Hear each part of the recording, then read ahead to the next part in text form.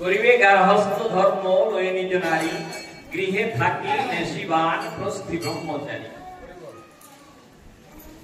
প্রথমে প্রণাম জানাই দলিতের মুক্তি সূর্য পূর্ণ ব্রহ্ম শ্রী শ্রী হরিচাঁদ জগন্মাতা শান্তি দেবীর রাঙা পায় প্রণাম জানাই।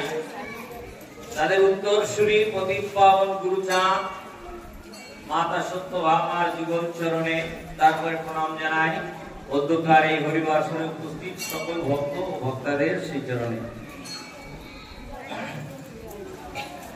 আলোচনাটা মনের থেকে তুলতে হয়, গান তো বইতে যা লেখা আছে তাই গাই। এবার আমি যে আলোচনা করি বলে আলোচনাটা দিতে হবে তা নয়, আলোচনার প্রয়োজন আছে, নিহাতি ভাবে প্রয়োজন আছে। যাও মায়েদের যে উদ্যম সত্যিকারে প্রশংসনীয়। কথায় আছে কোন কালে একা হয়নি জয়ী পুরুষের তরবারি, প্রেরণা দিয়েছে শক্তি দিয়েছে বিজয় লক্ষ্মী নারী। নারী বিজয় লক্ষ্মী, পুরুষের দ্বারা কোনদিন কোন কাজ ভালো কাজ সম্ভব হয়নি। পৃথিবীতে যা আছে মঙ্গলকর অর্ধেক তার দিয়েছে নারী আর অর্ধেক নর। আপনারা যে সমাজ জাগরণের ব্রত নিয়েছে সত্যিকার প্রশংসনীয়, প্রশংসা তার করতেই হয়। শান্তি সভার আয়োজন, ওই বাইরের বাচ্চা কাচ্চাগুলোকে ইয়ে করতে হবে। বাইরের শান্তি সভা সত্যিকার প্রয়োজন। কি জন্য প্রয়োজন? প্রথমে ঠাকুর যখন এলেন আমরা সবাই জানি ঠাকুর এসেছেন এই দলিত শ্রেণীর মধ্যে, যে শ্রেণীর সমাজে কোনো স্থান ছিল না, সামাজিক রাজনৈতিক ধার্মিক কোনো অধিকারই ছিল না। মায়েদের যদি ধর্মসভায় বসার অধিকার দিয়ে থাকে তাহলে ঠাকুর হরিচাঁদ সর্বপ্রথমে দিয়েছে। এটা চ্যালেঞ্জের বিষয়। তার রূপে এই ভারতবর্ষে আর কেউ সেই অধিকার কিন্তু নারীকে দেয়নি। আমরা যদি লীলামৃত পড়ি, লীলামৃততে সে প্রমাণ আমরা পাই ঠাকুর বসিয়েছিলেন মহিলা কাচারি। যাও সেদিকে আমি যাব না, কিন্তু মায়ের কথা বললে হবে না, আমি সব দিকে তাকাই তো। ওই আছে আমার ব্যাপার বেশি ইয়ে, কিন্তু কাদের কথা বলবো যে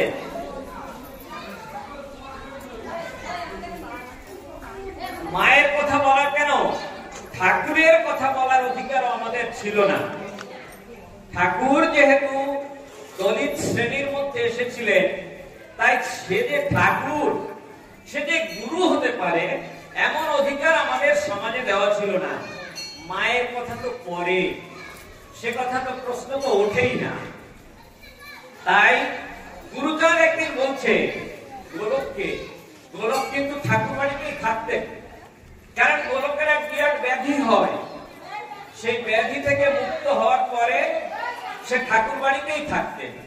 তাই একদিন গভীর রাত্রে গুরুচাঁদ গোলককে নিয়ে বসে বলছে, দাদা আমি মায়ের যেসব কীর্তি দেখেছি, মায়ের যেসব কাজ দেখেছি, সত্যিকার আমার মা যেন সামান্য মানবী নন, তিনি যেন আর কেউ। তাই বলছে, ধরা দিতে নাহি চায় জননী আমার, আমাকে নিষেধ তাই করে বারে বার। বলে হয়ে কথা শোনো হে গুরুচরণ, কারো কাছে মোর কথা বলো না এখন। আমি বলি কেন মাতা, বলিতে কি হয়? মাতা বলে হবে সব আসিলে সময়।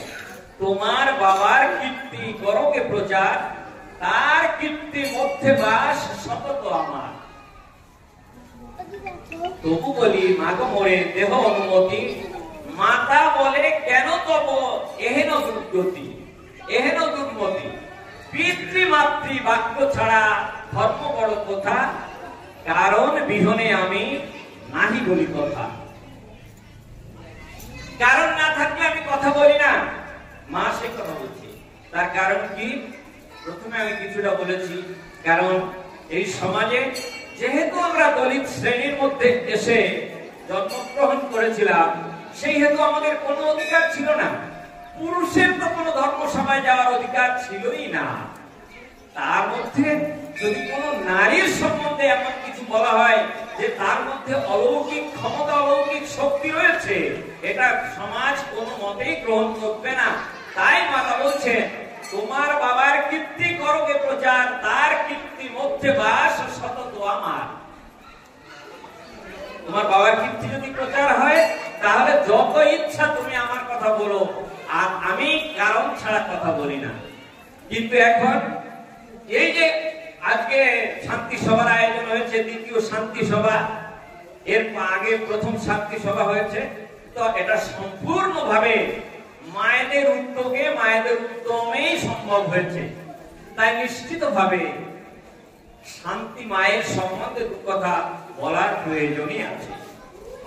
বলবো আর কিছু বলবো? বলেন। যে ঘটনাটা বললাম বলেন না, ওটা আলোচনা করেন। 10 মিনিট উদাই না না বলেন। আর ঘটনাটা বলেন না, ঘটনাটা বলেন। আমরা যেহেতু গার্হস্থ্য ধর্ম পালন করতে এসেছি, গুরুচাঁদ বলতেন, মন দিয়ে শুনবেন সব কথা।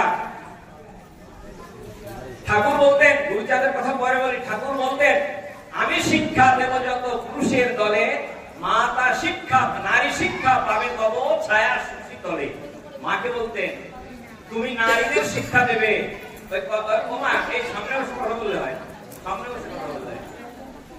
নারী শিক্ষা পাবে তব ছায়া সুশীতলে। নারীদের শিক্ষা দেওয়ার জন্য মা এসেছিলেন। কি হলো, আমরা গার্হস্থ্য ধর্ম পালন করতে এসেছি। ঠাকুর বললেন, গার্হস্থ্য ধর্ম, নিজের নারীকে নিয়ে গার্হস্থ্য ধর্ম পালন করবে। তাহলে গার্হস্থ্য ধর্ম পালন করতে কি কি প্রয়োজন? গার্হস্থ্য ধর্ম পালন করতে প্রথমে একজন নারীর প্রয়োজন। তাই ঠাকুরের পাশে মা সেখানে আছে। অবশ্য আমরা এই গতবার আমি শান্তি সভায় বলেছিলাম, মায়ের একটা ফটো আপনাদের দেবো। সেই ফটোটা অবশ্য আমার মনের মতো হয়নি, ওটাকে বাঁধানোর প্রয়োজন ছিল, কিন্তু কাজ পাওয়া যায়নি বড় ধরনের। কেউ কেউ মায়েরা একটা আপত্তি করেছিলেন যে না, ঠাকুরের ফটো পাশে নেই, তাহলে সেটা কেমন করে হবে? সে কথাও ঠাকুর বলেছেন, অবশ্য আপন মুখে বলিয়াছি আমি, তোমা মা ভেদ করে হবে নরকগামী। সে নিম্নগামী হবে। ঠাকুরকে ভোগ করিনি। যেহেতু শান্তি সভা, যেহেতু মায়েরা এটাকে আয়োজন করেছেন, সেহেতু শুধু মাকেই আমরা এখানে প্রতিষ্ঠা করেছি। একবার বিচার করে দেখুন, লক্ষ্মীর পুজো যেদিন হয়, আমরা নিশ্চয়ই শুধু লক্ষ্মীর মাতাকেই সেখানে বসাই। মাতা আমাদের জগৎ লক্ষ্মী, তাই তাকেই আমরা বসিয়েছি। এই গার্হস্থ্য ধর্ম পালন করার জন্য গুরুচাঁদ বললেন, শত রজ মিলনেতে গার্হস্থ্য জীবন, মোর পিতা হরিচাঁদ করিল গঠন। এই দুই তত্ত্ব মেলে যাহার জীবনে, সেই মোর শ্রেষ্ঠ ভক্ত হরিচাঁদ ধনে। আর বললেন কি, কতজন রবে শুধু শতভাব লয়ে, কত যাবে রজপথে ধনমত্তে হয়ে। উভয়ের পরিণাম হাহুতার সার, এরা নহে খাঁটি ভক্ত আমার পিতা। এরা আমার পিতার খাঁটি ভক্ত নয়। তাহলে কারা আমার পিতার? যার ভিতর শতভাব থাকবে সে, এবং রজভাব তার মধ্যে থাকতে হবে, সেই আমার পিতার খাঁটি ভক্ত। তাহলে সংসার করতে গেলে অর্থের প্রয়োজন। অর্থ না হলে কোন রকমেই সংসার ধর্ম পালন করা যায় না। সে কথা গুরুচাঁদ বলছেন। গুরুচাঁদ বলছে, অর্থকে অনর্থ ভাবি এতদিন সবে, ধর্ম লোভিবার চেষ্টা করিয়াছে ভবে। অর্থহীন বাক্য যথা প্রলাপ বচন, অর্থহীন গৃহীজনে মানিবে তেমন। যদি গৃহীজনের কাছে অর্থ নেই, তাহলে তার জীবন বৃথা। কারণ প্রতি পদক্ষেপেই আমাদের অর্থ প্রয়োজন। শুধু সেখানেই নয়, ঠাকুর দেখিয়েছেন, আমরা তো গার্হস্থ্য জীবন যাপন করছি, বড় থেকে বড় ভক্তরাও অর্থের প্রয়োজনকে জীবনে অনুভব করেছে। তারকের কথা আমরা সবাই জানি। তারক বড় ভক্ত ছিলেন। একবার তারক যখন প্রথম জীবনে, তার গলায় মোটেই সুর ছিল না। ঠাকুরের আশীর্বাদে কি করে সুর পেয়েছিল সে কথা আপনারা জানেন। কিন্তু তখন তখন আমাদের দেশে থাকতো বিরাট অভাব। যদি অভাবই থাকে তাহলে তারকের একমাত্র জীবিকা নির্বাহের পন্থা ছিল কবিগান করা। তাহলে কবিগান যদি গৃহস্থের উন্নতি হয়, গৃহস্থ যদি ভালোভাবে থাকে তাহলেই কবিগান সম্ভব, না হলে কবিগান সম্ভব না। তাই তারকের গৃহ কবিগানের অভাবে অচল হয়ে পড়ছে। মনে মনে ভাবছে যে ঠাকুরের কাছে কি বলবে, আবার মনে মনে ভাবছে যে না, ঠাকুরের কাছে আমি কেন বলবো, তার দয়ায় তো আমি পেয়েছি, কণ্ঠে সুমধুর সুর আমি পেয়েছি।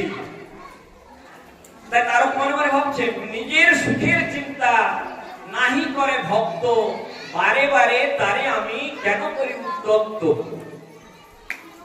অন্তর্যামী যিনি তার সকলই তো জানা, তাকেও উদ্যত্ত করা নহে ভক্তের নিশানা। যিনি অন্তর্যামী তিনি তো সবকিছুই জানবেন, তাকে বারবার উদ্যত্ত করা ভক্তের নিশানা নয়। তাই চুপচাপ থাকলেন। কিন্তু ক্ষুধার জ্বালা যাকে ইষ্ট চিন্তাকেও ঠিকভাবে পরিচালনা করতে দেয় না, ইষ্টকেও ঠিকভাবে ভাবতে দেয় না। তাই কি হলো, তিনি স্থির থাকতে পারলেন না। তিনি বললেন না, এবার আমি ঠাকুরকে কিছু বলবো না, আমি গিয়ে মাকে জানাবো আমার অভাবের কথা। তাই ঠাকুরকে দেখা না করে তিনি গিয়ে মায়ের সঙ্গে দেখা করলেন। মায়ের সঙ্গে দেখা করে মাকে প্রণাম করলেন। ধনদাত্রী, জগদ্ধাত্রী, জগৎ লক্ষ্মী বিভিন্ন ভাবে মাকে সম্বোধন করছে। মা অন্তর্যামিনী, তিনি বুঝতে পেরেছেন তারক কি বলতে চায়। তারককে বলছে কি ব্যাপার তারক, তুমি কি বলতে চাও বলো। বলছে মা গো, অভাবের জ্বালায় আমি আর তোমাদের কোথাও ভাবতে পারছি না, আমি অতিষ্ঠ হয়ে উঠেছি। মা বুঝতে পেরেছেন ঠাকুরের কাছে না জানি আমাকে এসে বলছে, এবং তারক তখন অঝরে ক্রন্দন করছে, কাঁদছে। মা বলছে তুমি কেঁদো না, শোনো শোনো তারক, তুমি একজন ভক্ত, শ্রেষ্ঠ ভক্ত, ভক্তের মধ্যে তুমি একজন। তুমি যদি এমন ভাবে ক্রন্দন করো সে কথা তোমার সাজে না।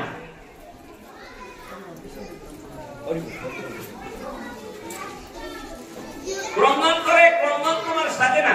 তুমি জানো ধন বলি বলি মরে কর, ধন বলি বলি মরে কর সম্বোধন, আমি মাত্র রাখি ধন নাহি মহাজন, সকল ধনের কর্তা দয়াময় হরি, তার ইচ্ছা বিনা বল কি করিতে পারি। মা বলছে ধনদাত্রী বলে আমাকে যে সম্বোধন করেছো, আমি ধন রাখি অবশ্য, আমি মাত্র রাখি ধন নহি মহাজন, সকল ধনের কর্তা দয়াময় হরি, তার ইচ্ছা বিনা বল কি করতে পারি। সে যদি ইচ্ছা না করে তাহলে কি করতে পারি। তুমি তাকে না বলে আমার কাছে কেন বলছো এই কথা। তখন তারক বুঝতে পেরেছে সে অন্যায় করেছে, ঠাকুরকে উপেক্ষা করে সে অন্যায় করেছে। ভক্ত তার ভগবানকে হৃদয়ের এমন এক জায়গায় রাখে যেখানে সে তাকে ফুলের আঘাত পর্যন্ত দিতে চায় না। কিন্তু আজ তারকের কথায় মা মা তাকে বুঝিয়ে দিলেন যে তুমি ঠাকুরকে উপেক্ষা করে আমার কাছে এসে ধন চাইছো। তাই মা তাকে মৃদু স্বরে তিরস্কার করলেন, সেটা তারা বুঝতে পারলেন। এমন সময় ঠাকুর সেখানে এসেছে। ঠাকুর এসে দেখছে তার ক্রন্দন করছে, তারা কাঁদছে। বলছে কি হয়েছে শান্তি, তারকে তুমি কাঁদাচ্ছ কেন। হ্যাঁ, আমি এই কথা বলেছি যে তোমা মা, অবশ্য আপন মুখে বলিয়াছি আমি, তোমা মা ভেদ করে হবে নিম্নগামী। তোমাকে আমাকে ভেদ করে যে ভেদ করবে সে নিম্নগামী হবে। সে ভেদ করেনি কবু আমার তারও, শান্তি হরি এক শক্তি দেখে ও সাধক। ওই সাধক শান্তি হরি এক শক্তি দেখে, তোমাকে আমাকে কোনো ভেদ করেনি। তাই ও যা চাইছে ওকে তাই দাও।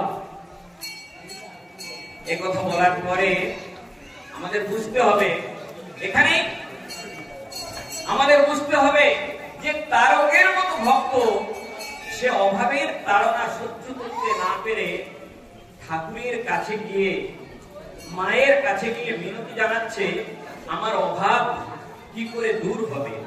সেই কথাই গুরুচাঁদ পরবর্তী সময় বললেন, অর্থকে অনর্থ ভাবি এতদিন সবে ধর্ম লোভিবার চেষ্টা করিয়াছে ভবে।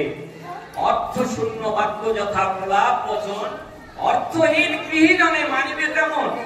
অর্থে আছে মহাশক্তি গৃহ পক্ষে মূল, অর্থকে অনর্থ বলা কত বড় ভুল। অর্থকে অনর্থ থাকবে। আরো বলছেন, যে যেভাবে পারো যেখান থেকে পারো অর্থ উপার্জন করো, সৎভাবে উপায় করো আনন্দ অন্তরে। আনন্দ অন্তরে সবসময় অর্থ উপার্জন করবে। যাও ভাঙা আসলে বলা ঠিক মতো হলো না, আপনারা যা হোক শুনেছেন সেজন্য আপনাদের কৃতজ্ঞতা জানিয়ে এখানেই আমি আমার আলোচনা শেষ করছি। জয় হরিচাঁদ, জয় গুরুচাঁদ, জয় সকল ভক্তবৃন্দের জয়।